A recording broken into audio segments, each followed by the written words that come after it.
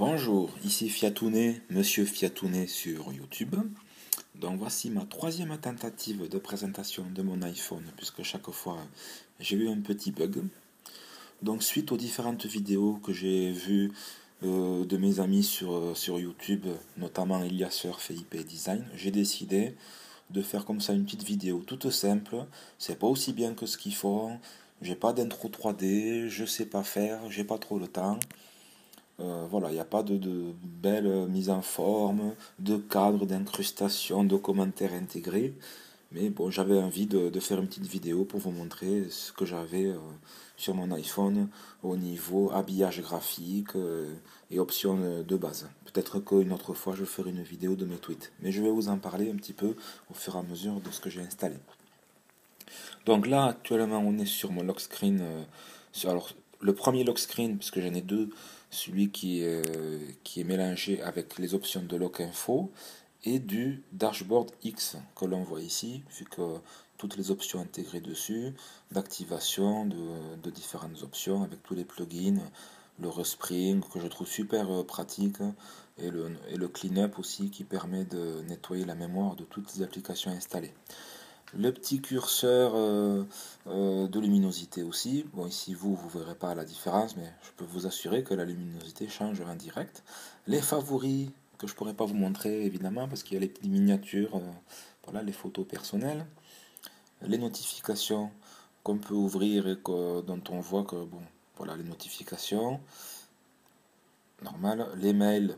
Alors, l'intéressant avec les mails, c'est que, par exemple, vous voyez, on peut juste, hop, on fait glisser comme ça, et on peut supprimer directement les mails, on peut faire un zoom dessus, on peut les transférer, et tout ça tout en restant directement sur le lock screen. L'option de, bien évidemment, de Twitter pour envoyer un tweet rapidement, le pourcentage de batterie, mais tiens, là, il y a eu un petit bug, normalement, il affiche ici, un gros icône de batterie, bon, il s'affiche pas, il faudra que je fasse un respring, que je ne ferai pas bien évidemment, sinon ça va planter ma vidéo. Et puis des options plus techniques sur la batterie, le niveau de charge, le pourcentage restant, etc. Tout ça, c'est des plugins qui se rajoutent dans Lock Info et qui sont aussi reliés aux notifications Center. Voilà, la météo évidemment, bon, classique sur plusieurs jours pour ma ville, donc moi je suis sur Toulouse. Donc là maintenant on va voir mon deuxième lock screen, celui qui est le lock screen de base.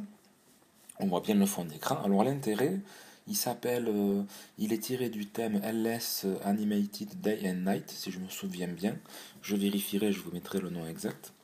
Donc ce qui est intéressant, c'est qu'il y a un petit soleil qui est animé tout au long de la journée, qui fait un mouvement comme ça circulaire de gauche à droite quand le soleil va se coucher. Et la nuit, il y a aussi la petite lune qui fait le même trajet. Donc on voit ici la description de la météo, la température affichée. Bon, ben ici en bas l'heure. Alors normalement il y a écrit la ville Toulouse, mais j'ai paramétré mon lock screen pour que le slider affiche le nom de ma chienne Vanda. Donc c'est pour ça que c'est un peu surimprimé par-dessus. Et puis évidemment, bon, l'icône photo qui permet de prendre les photos, tout ça. Donc maintenant on va aller voir mon dashboard normal. Alors il est simple parce que j'ai un tweak qui s'appelle Boss Paper qui permet de faire défiler les fonds d'écran automatiquement, que je n'ai pas encore réinstallé. Donc j'ai mis un fond d'écran tout bête, la pomme Apple, un simili 3D que je trouve assez joli, avec un fond gris qui permet aussi de bien voir, notamment quand on est en extérieur, d'avoir une bonne visibilité. Bon, le tweak barrel que tout le monde normalement je pense connaît, voilà, qui permet d'afficher les icônes en 3D sur le bureau, avec différents effets que je pourrais éventuellement vous montrer, mais je pense que beaucoup de monde le connaît. Il y a plein d'options enfin, qui sont très très jolies. Bon, évidemment, les options aussi de Dashboard X qui sont toujours là présentes, évidemment, aussi en direct sur le Springboard. Le thème, c'est le thème Icon que tout le monde aussi, je pense, connaît, qui est mélangé aussi avec une partie du thème de Silex HD, que j'ai découvert ce thème grâce à IP Design, qu'il a présenté dans une de ses vidéos sur YouTube. Donc moi j'ai gardé la partie dossier transparent. Donc on voit par exemple, j'ai mon petit dossier ici, quand je vais dessus, ça c'est mon dossier qui répertorie tout ce qui concerne les news sur l'iPhone.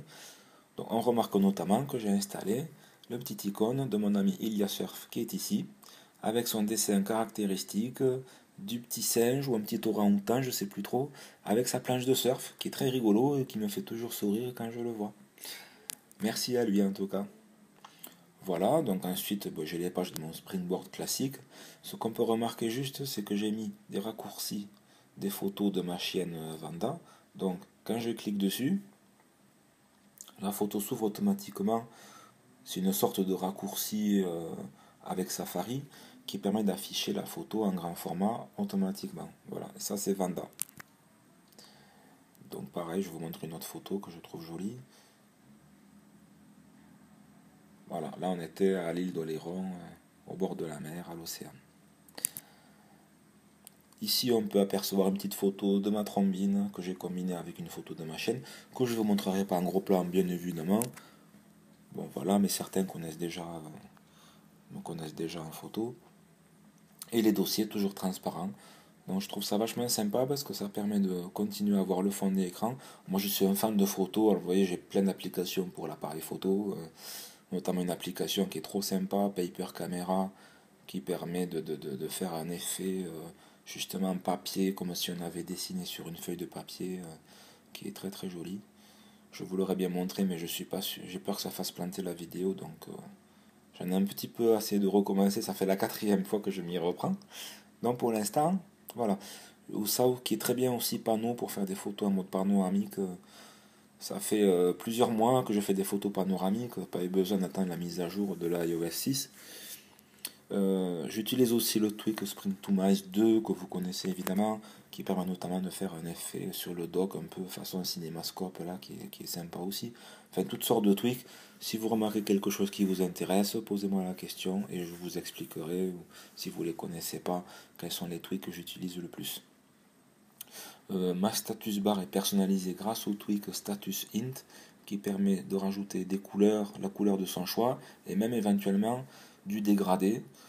Donc moi pour la lisibilité, j'ai préféré laisser un fond gris un peu foncé qui est en accord avec la page de fond de ma petite pomme Apple.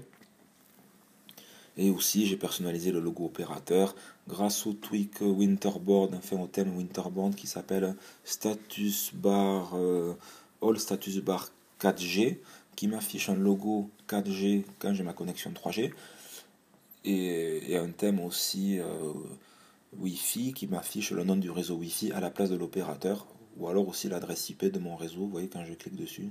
Ce qui moi me permet de faire la prise en main à distance enfin de mon iPhone. Voilà, je fais des petites bricoles dessus. Je personnalise aussi le logo des barres de réception réseau, la mémoire. Alors un truc intéressant, normalement on peut nettoyer la mémoire de tout ce qui est en trop, voilà, qui s'appelle Remove Background. Donc là j'ai pas gagné beaucoup parce que la mémoire était déjà un peu saturée et puis j'ai Display Recorder qui tourne en tâche de fond. Donc ça c'est assez intéressant aussi. Je trouve ce thème vraiment super sympa, notamment l'icône d'iPod là qui est super beau. Si vous zoomez dessus, mais vous verrez, il y a une petite platine avec des petits curseurs, tout ça de volume, c'est trop joli. Voilà, puis une dernière page où je regroupe aussi mes photos préférées. Comme vous voyez, j'aime vraiment beaucoup ma chaîne Vanda, donc elle est toujours là. Je vous montre sa petite tête de près, même si certains ça ne vous intéresse pas. Voilà, voilà ma petite chaîne. Je pense avoir fait un petit peu le tour déjà des options de base de mon téléphone. J'espère que ça vous a plu. Donc je remercie Iliasurf et IP Design dont je vous laisserai aussi les coordonnées Twitter et YouTube dans la description de la vidéo que je n'avais pas manqué de compléter tout à l'heure.